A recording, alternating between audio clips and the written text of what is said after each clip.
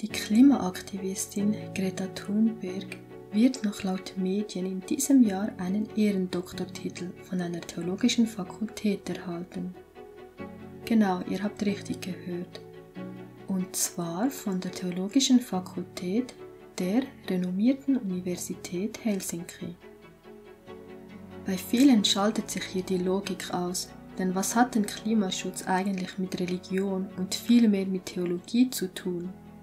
Nur wenige verstehen, was wirklich hinter der ganzen Klimaagenda steckt.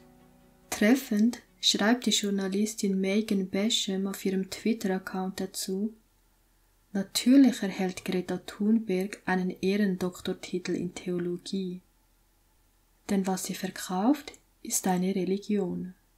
Und genauso ist es. Wir haben in der Vergangenheit immer wieder darauf aufmerksam gemacht.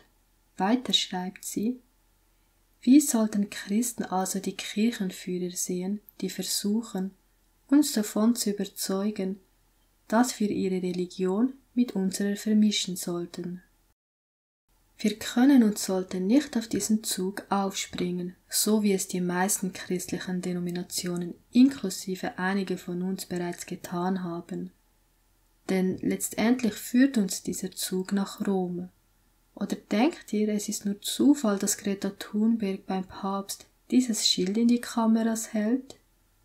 Mit einem Aufruf, Laudato Si zu feiern, die Klimabibel geschrieben vom Antichrist, in der er seinen Ruhetag, den Sonntag, als Rettung für den Planeten anpreist.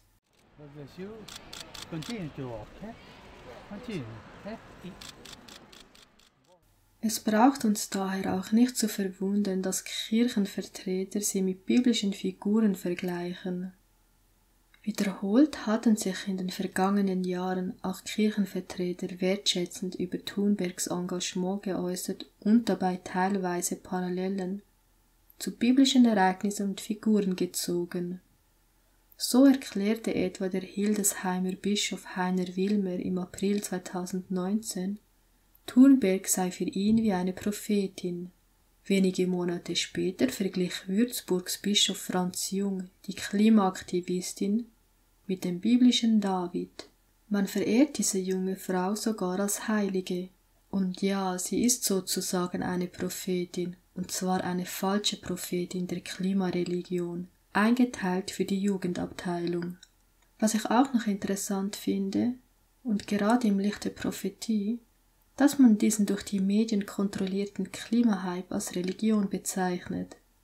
Schließlich wissen wir, dass der Sonntag, der ja die Lösung für die Rettung des Planeten sein soll, nichts anderes als das Mahlzeichen des Tieres ist, sobald es erzwungen wird.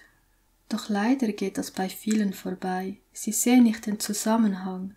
Vielleicht können sie es aber jetzt besser verstehen.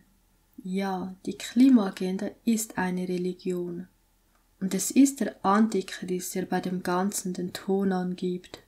Des Weiteren muss man sich aber auch die Frage stellen, was für eine Theologie denn eigentlich an einer Universität wie der in Helsinki gelernt wird.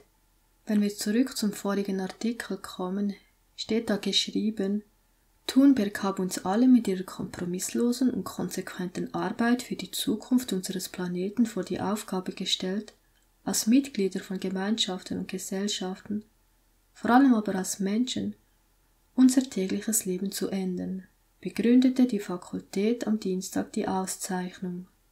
Also eine Auszeichnung für ihre kompromisslose Arbeit für die Zukunft des Planeten.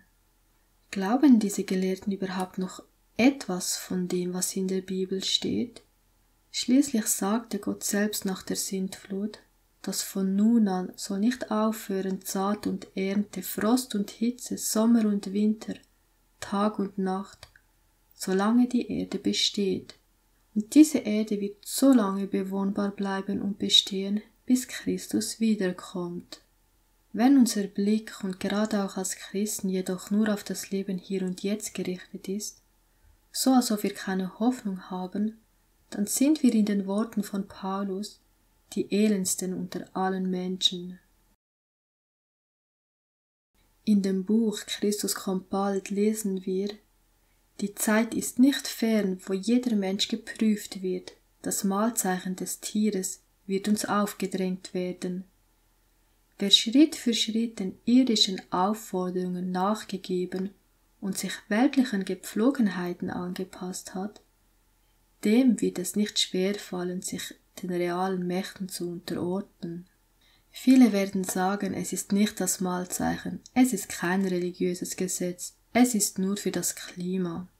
Statt sich Spott, Beschimpfung, drohendem Gefängnis oder dem Tod auszusetzen. Die Auseinandersetzung entzündet sich an Gottes Geboten und Gesetzen von Menschen.